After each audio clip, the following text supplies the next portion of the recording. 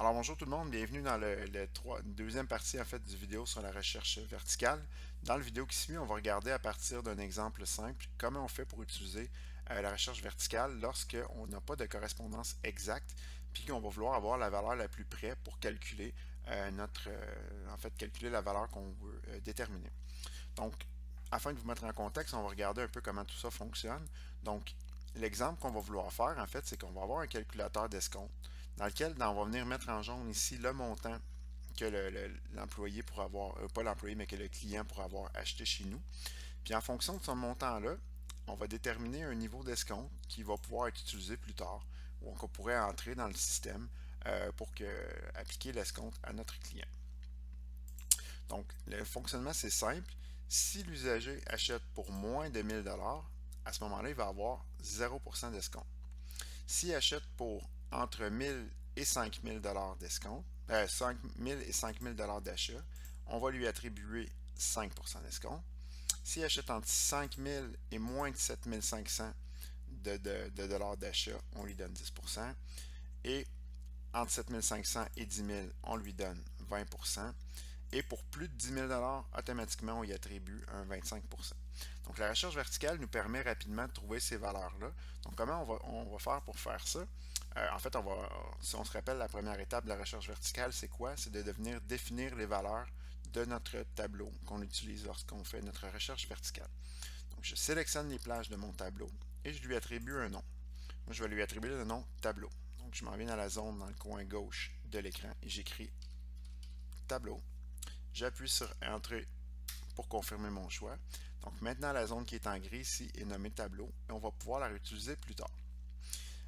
Juste pour accélérer le traitement, ici, on va voir que le montant va être dans la colonne 1 et le pourcentage va être dans la colonne 2. Donc pour calculer mon escompte, qu'est-ce que je fais? Je peux utiliser la recherche verticale. Donc j'ai écrit le nom de la recherche, le nom de la fonction pour la recherche verticale qui est la fonction recherche V. J'ouvre ma parenthèse et pour me simplifier le travail, je vais utiliser le f de x pour faire la fonction dans laquelle je veux travailler. La valeur recherchée qu'on va utiliser, en fait, on va venir spécifier quoi? Dans le cas qui est ici, c'est la valeur qui est en jaune. Donc la valeur qui est représentée par la colonne B3. Donc je viens cliquer sur la cellule B3. La table matrice qu'on va utiliser, c'est laquelle? C'est celle qu'on a définie précédemment, donc la valeur que j'avais nommée tableau. T-A-B-L-E-A-U, simplement.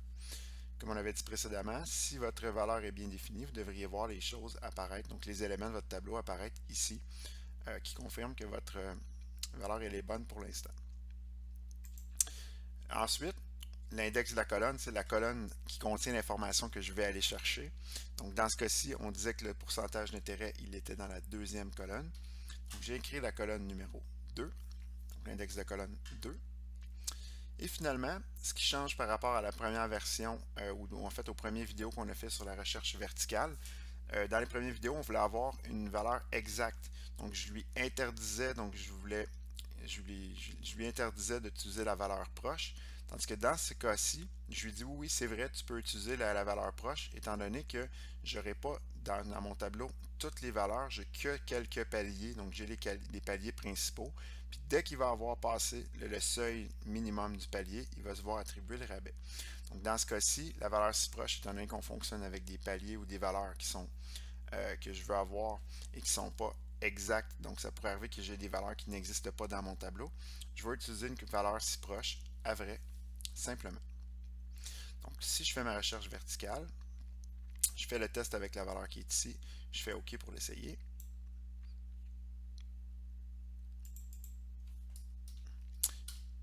On voit ici le pourcentage de rabais qui appartient à 5%.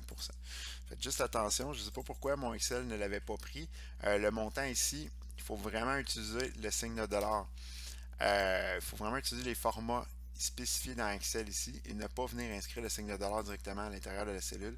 Ça cause ce genre d'erreur. Donc je suis désolé, je l'avais pas vu venir, mais c'est le genre de cas des fois qui va peut-être vous arriver. Donc prenez soin de toujours utiliser le format monétaire qui est ici lorsque vous allez vouloir l'afficher. Euh, Même principe au niveau de l'escompte. Donc, par défaut, 0,05, c'est 5%. Si je veux l'afficher clairement ici en forme de pourcentage, je peux aller appliquer le format. Puis, vous voyez maintenant que pour 1000 on a un escompte de 5%.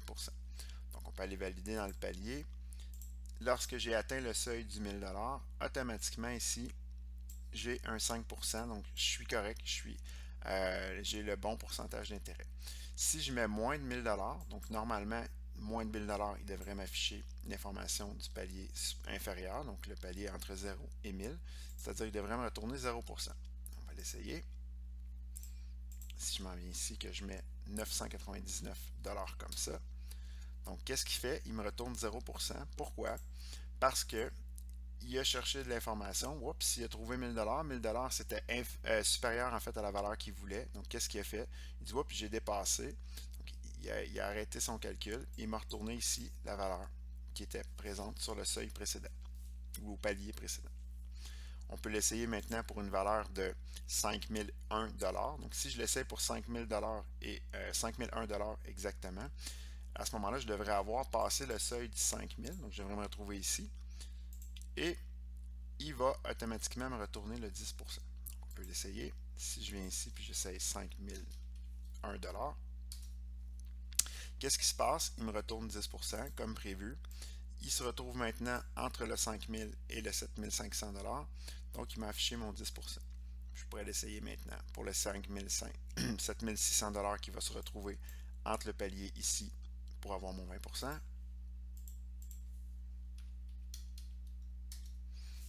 Ça fonctionne. Et finalement, si je veux tester pour voir si le dernier palier est retrouvé, donc je m'en vais dans mon calculateur ici. J'ai inscrit par exemple 25 000 $. Je vais le mettre un petit peu plus large pour qu'on le voit bien. 25 000 $ dans mon montant. Qu'est-ce qu'il fait?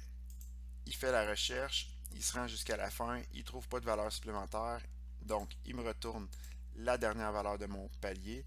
Donc pour tous les montants supérieurs à 10 000 $, il m'a retourné le dernier palier, c'est-à-dire le 25%. Donc la recherche verticale, elle fonctionne bien.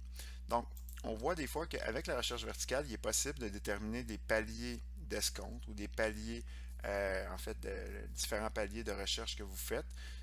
Puis à ce moment-là, ça vous permet rapidement de pas avoir à définir chacune des valeurs. Parce qu'évidemment, on ne voudrait pas mettre le palier d'escompte pour 1 $, 2 $, 3 $, 4 $ et ainsi de suite. On va simplement mettre un intervalle. Donc dans ce cas-ci, on avait l'intervalle entre 0 et 1000.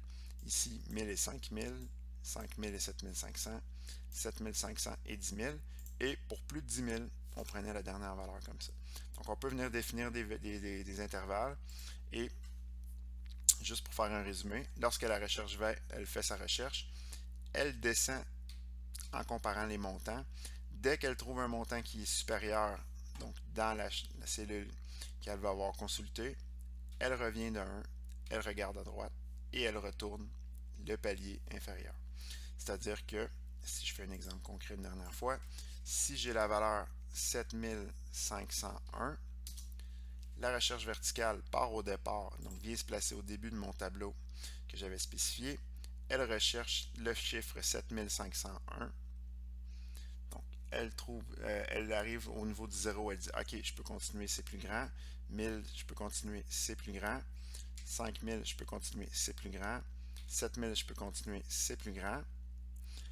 La valeur que nous, on avait, c'était 7501. Donc, on regarde, oups, 10 000, je suis rendu avec un nombre qui est plus grand que ce que j'ai cherché. Donc, je dois retourner en arrière et afficher la dernière valeur que j'avais trouvée, soit le 20%.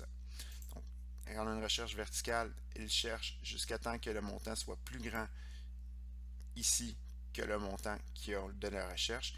Dès qu'il voit cette information-là, il recule de 1, il va nous afficher le pourcentage qui est ici. Dans ce cas-ci, pour 7501 $, il nous a retourné 20% du montant. On voit ici que ma recherche, elle fonctionne. Donc, comme on a vu précédemment, je pourrais utiliser ce pourcentage-là pour maintenant venir faire un calcul d'escompte standard. Donc, par exemple, multiplier 20% par le montant total, puis faire certains éléments, ou prendre le 20% puis l'inscrire dans un système pour faire d'autres choses. Donc, c'était une explication rapide, en fait, sur le